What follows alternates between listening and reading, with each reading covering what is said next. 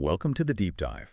Today we're plunging into something pretty transformative, genomic technologies and this whole fascinating idea of precision medicine. Right. The idea of tailoring medical treatments specifically to your unique genetic makeup. Yeah, It really feels like science fiction becoming reality. it does. And that whole revolution, it really got a huge boost back in 2003, didn't it? With the sequencing of the first human genome. Yeah, exactly. That was such a monumental step, really kickstarted this incredible scientific journey we're on. Absolutely. The science itself, I mean, it's moving at light speed, it feels like sometimes.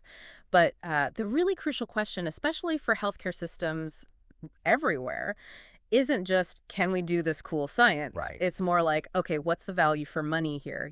How do we actually justify bringing these, frankly, often expensive cutting-edge technologies into everyday clinics? And that is precisely our mission today. Right. We're doing a deep dive into the health economics of genomics. Our insights are drawn from a really great source, actually a collection of papers from a special themed issue of Applied Health Economics and Health Policy. Gives a pretty comprehensive look at the evidence. It's a solid base, yeah.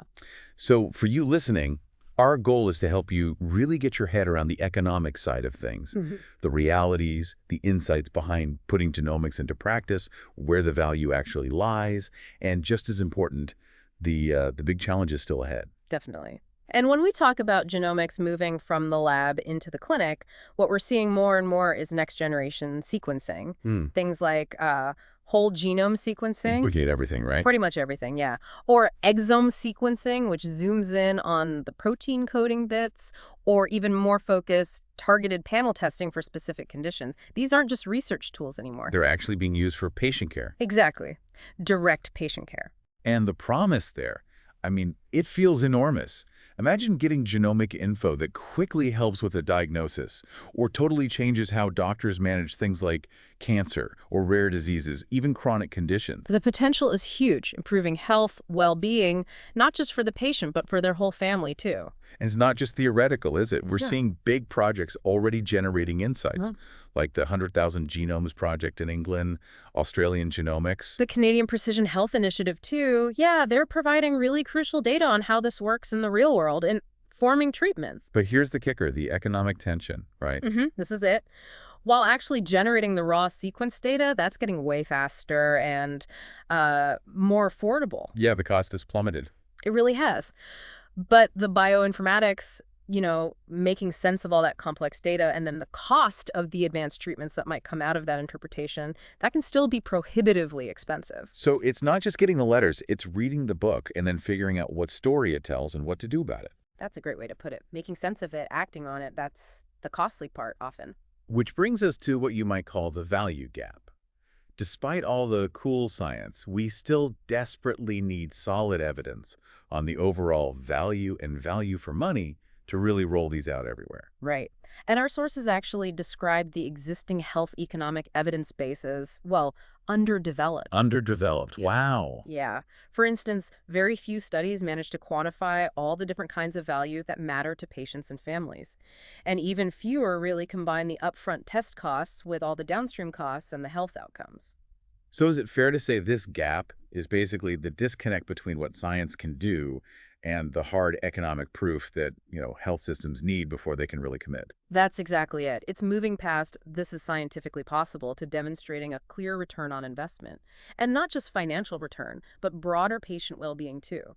It needs a much more holistic view of value. Okay, so let's dive into that value gap. One area where the stakes are incredibly high and the economics are, well, surprisingly mixed, is cancer care. Oncology is definitely a huge focus for precision medicine everywhere. No question. Genomic discoveries are constantly changing how we treat cancer. But the economic evidence, it's a complex picture. How so? Well, for some cancers like breast and blood cancers, the studies we have suggest genomic testing to guide therapy is highly likely to be cost-effective. Okay, that sounds positive. It is. And it's also frequently cost-effective for advanced and metastatic non-small cell lung cancer, NSCLC.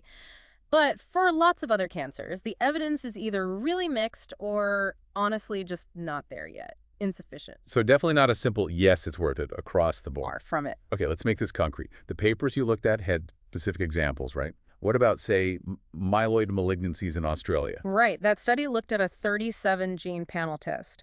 What they found was it increased costs, but gave only a tiny, almost negligible improvement in quality-adjusted life years, or QALYs. QALIs, remind us quickly what that measures. Sure. A QAL basically combines quantity and quality of life. One QALY is like 1 year lived in perfect health, so it tries to capture more than just survival time, Got it. So this Australian test. Tiny QALI improvement, higher cost. which resulted in what's called an incremental cost-effectiveness ratio, the ICER, of about AU $154,000 per QALY gained. And is that good, bad? Well, most health systems have a threshold, maybe around AU $50,000 to $70,000 per QALY. So $154,000 is, well, it's way above that. The study concluded it only had about a 1% chance of being cost-effective by typical standards. Ouch. That's a tough sell economically. Very tough. Okay, different scenario. NSCLC, the lung cancer, but in Thailand. Yeah, that was interesting. They used a sequential genomic profiling strategy. Yeah. And it did improve survival in QLOIs because they could identify more patients who'd benefit from targeted therapies. So better outcomes. That sounds promising. It was, clinically, but because the testing itself was so expensive, the whole approach was not considered cost-effective in that particular setting in Thailand. Ah. So it really highlights the translation challenge, especially outside high-income countries with tighter budgets. Exactly. What works or is affordable in one place might not be in another. Which brings up a fundamental point you touched on earlier. How broadly are we defining value? Right. These cost-utility analyses using QALYs, they're common, standard even, but they often miss other things, non-clinical stuff that's hugely important to patients and families. Like what? Like the psychological impact of getting a definitive answer, or maybe relief from uncertainty, or maybe the test gives them access to a clinical trial they wouldn't have qualified for otherwise. Things that don't fit neatly into a QALY calculation. Precisely. And there's more and more research showing these broader impacts hold very real value. Value we're not always capturing with the standard economic tools. That makes a lot of sense. Oh. Value isn't just numbers on a spreadsheet. It's about the lived experience. Now, there was also mention of an innovative approach, something called the Value of Heterogeneity Framework, VOH. Ah, yes, the VOH framework, it's quite clever. It basically acknowledges that patients aren't all the same, they're heterogeneous. Right, they respond differently. Exactly. So instead of looking at an average patient, VOH values the ability to stratify them to pick out the specific groups who will respond best to a treatment because of their genes. Okay, so it values the precision part of precision medicine. In a way, yes. For metastatic colorectal cancer, this approach showed that tailoring therapy based on mutation status actually provided value that outweighed the extra cost of the genomic test. Interesting. Even just collecting the data to reduce uncertainty about which treatment path to take, that itself had value, according to this framework. It helps make more informed, personalized choices. That feels much closer to the real goal here. Yeah. Okay, let's shift gears slightly. Rare diseases, that's where a lot of this genomic work started, right? It really was a major initial focus. And getting a diagnosis for rare diseases can be such a long, painful journey for families. The diagnostic odyssey, they call it. So genomic insights there must be particularly powerful. They can be life-changing. And we see that reflected in patients' willingness to pay. Research from Scotland found families who got a rare disease diagnosis through sequencing were willing to pay significantly more, over £2,000, compared to about £800 for those who didn't get a clear answer from the test. Wow, so the value of just knowing, even if the treatment options don't change immediately, is huge. It absolutely is. That certainty, ending the uncertainty, has immense value. Although, interestingly, that study also noted that negative psychological outcomes, like maybe increased anxiety after getting results, could reduce the perceived value. It's complex. And what about the role of the payer, the insurance companies or health systems? How do they see this? Good question. In the U.S., there were studies on exome sequencing for kids with suspected rare disorders. It definitely improved diagnostic rates, finding about 1.4 more diagnoses per child tested compared to usual care. Okay. But here's the thing. The family's out-of-pocket costs didn't really change. This suggests the payers are the ones covering the higher test costs. Why would they do that? Because they likely see the long-term value in getting the right diagnosis sooner. It can potentially avoid years of ineffective treatments, unnecessary tests, hospital stays, saving costs down the line. That makes sense. Investing up front to save later. Exactly. And that ties into the power of early intervention. Canadian data showed something really compelling, using exome sequencing as a first-tier test. So right near the beginning of the diagnostic process. That is last resort. Right. Doing it early achieved the highest diagnostic yield-boosting diagnoses from maybe 20% up to 36%, depending on exactly when it was done, and it did this at the lowest overall cost. Lower cost. Even though the test itself is expensive. Yes, because it potentially cuts short that long, expensive diagnostic odyssey. Getting the answer sooner saves money overall. We're seeing this finding more and more supporting earlier use of genomics in these cases. That is really compelling. And speaking of transformative, there was this incredible example, etranacogene dezaparvovec, EDZ, for hemophilia B. Ah, EDC. Yes, a remarkable case. It's a one-time gene therapy. One time. One time. For hemophilia B, a serious bleeding disorder. Now, the price tag is eye-watering, about US $3.5 million for the treatment. $3.5 million. Yeah, but get this. It's estimated to lead to lifetime cost savings of around US $11 million compared to the standard lifelong treatment, and it improves QALYs too. Wait, savings? How does something costing $3.5 million save $11 million? That sounds like a paradox. It does, but it makes sense when you think about the alternative. Standard hemophilia B treatment involves frequent, very expensive infusions of clotting factors, managing bleeds, hospital visits, potentially for decades. Lifelong costs. Exactly. EDZ, despite the huge upfront costs, potentially eliminates most of those ongoing costs because it's designed to be a cure, or at least a very long-lasting treatment. So over a lifetime, it becomes what economists call a dominant alternative. Dominant meaning better outcomes and lower costs. Precisely. More effective, less costly in the long run. It's a powerful example, though, obviously specific to that condition and that therapy. Still, it shows the potential. Okay, all this discussion about cost and clinical outcomes leads us somewhere really critical. Stakeholder preferences. What do people actually value? This is so important. Understanding what matters to patients, their families, the public, it helps us figure out the true value of these technologies in different situations. How do we measure that? One way is through discrete choice experiments, or DCEs. These are basically sophisticated surveys where people make trade-offs, showing what attributes they value most. Okay. A big review looked at DCEs on public preferences for genetic risk-tailored screening, often for cancer. It found things like survival benefit, test accuracy, and the overall impact of screening were the biggest drivers of what people preferred and whether they take up the test. So it's not just about the test result, but what it means for their health and how reliable it is. Exactly. Both the changes in clinical care and the information itself drive the value people perceive. And does equity play into this? Yep. Access for everyone. Hugely.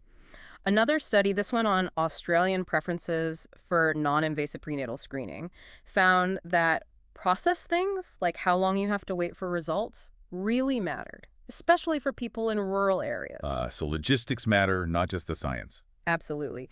People were willing to pay, on average, over AU $300 extra for a broader prenatal test.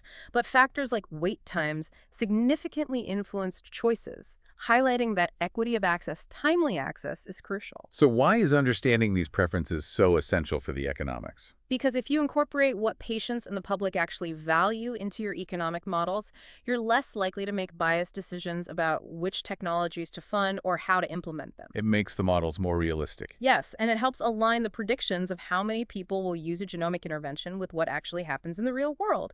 If you ignore preferences, your uptake forecasts might be way off. Okay, so wrapping this up, it's clear genomics is powerful, but the economics are complex. Right. What are the big challenges looking ahead? Well, first, there's translating all this economic evidence, even the nuanced stuff like preferences, into actual policy. It's still kind of unclear how much impact these studies really have on decision-making. There's maybe some resistance to using non-traditional evidence? There can be apprehension, yeah, about patient preferences, real-world data that's not from perfect clinical trials.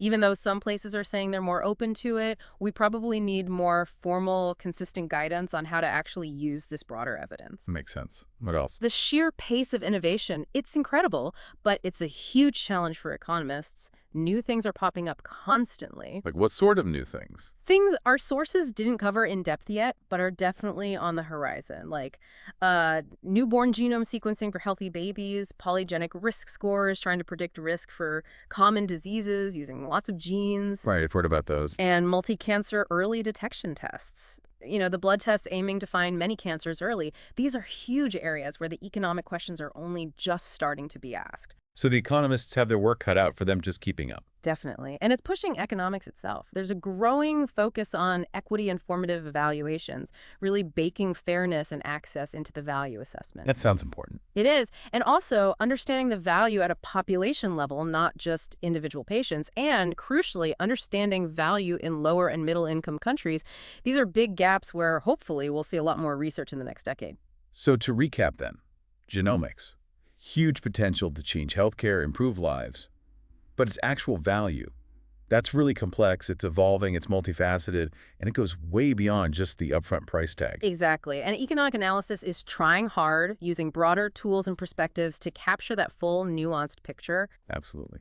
Which leads us to maybe a final provocative thought for you, our listener, to chew on. Given how fast genomic innovation is moving and how our understanding of its value keeps changing, how can healthcare systems possibly adapt their evaluation methods quickly enough? How can they capture this evolving value and act on it in a way that ensures fair, equitable access for absolutely everyone? That's the challenge, isn't it? Finding that balance between innovation, value, and fairness. Definitely something to think about. Thanks for joining us on this deep dive into the economics of genomics. We hope you feel a bit more informed.